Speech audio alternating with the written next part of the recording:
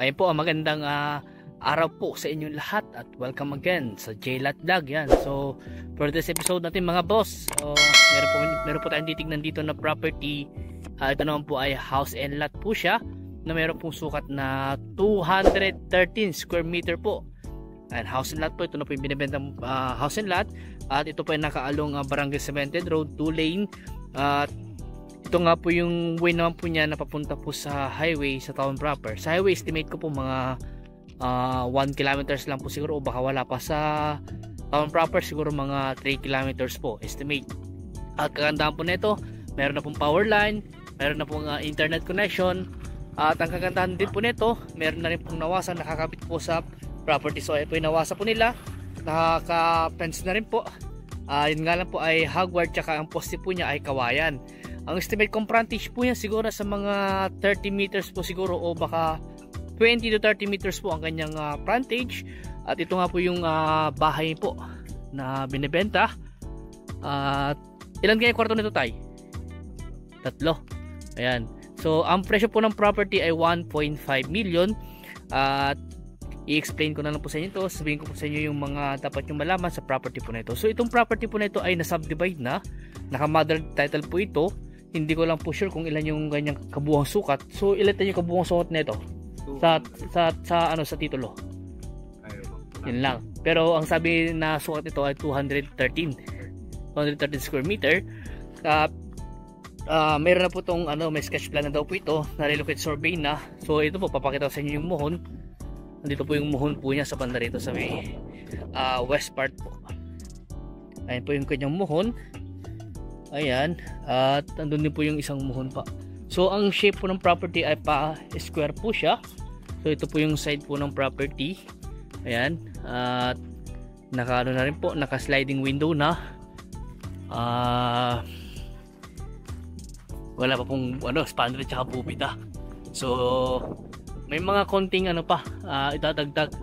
So may internet connection na po, may CCTV na rin. At may mga puno rin po nakatanim, may mga buko, may mga saging, may mga tanim din po silang mga gulay. At ito po, nabakuran po yung buong property po. Ayan. So sa harap po ay may mga tanim pa rin pong mga gulay. So ayan. So tayo pinito ba ang pasukin sa loob? Pwedeng ma-video na. Opo, para makita rin po. So ito po yung kanyang awning type na pintana po dito sa harap. At sliding window yung pong iba. Tapos yung kanyang bubong ay naka-spandrel na. Ayan po. Ano ito? Tawag ito? 3 agwas, ganun. Na type ng niya, yung style ng bungalow type. Tapos yung bubong niya parang 4 agwas, parang 4 agwas. Ayan. Tapos na finish na rin po yung kanyang pader. Ayan. Ito po, ma'am, pwede pumasok, ma'am? Sige po. May aso malaki. Ayan. So wala pa pong bubida at saka wala pang spandrel. So ito po na-finish na po yung pader po ng bahay na to.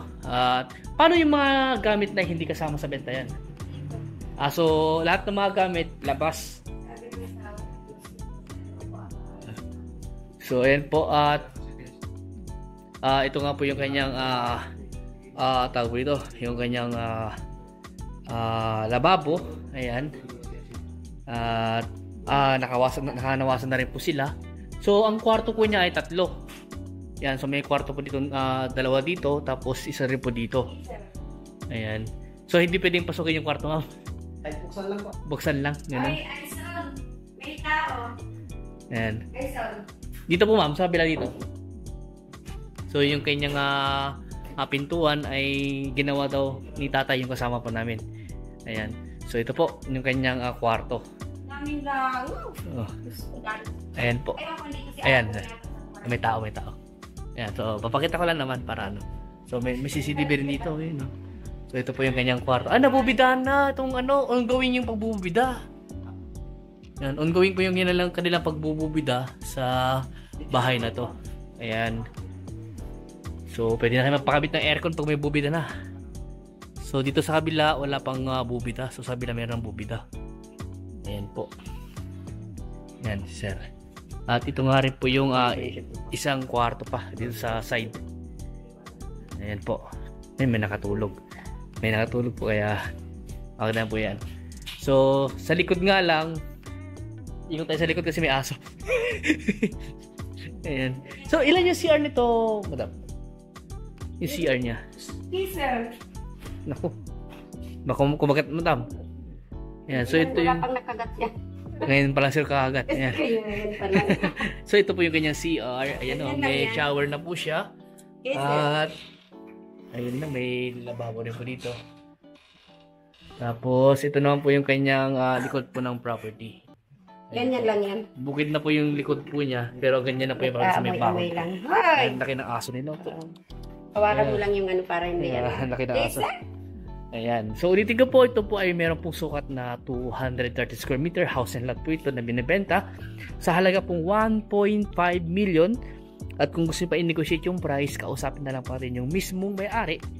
At yung obligasyon po naman po niya ay sasagutin daw po niya yung obligasyon po niya bilang seller.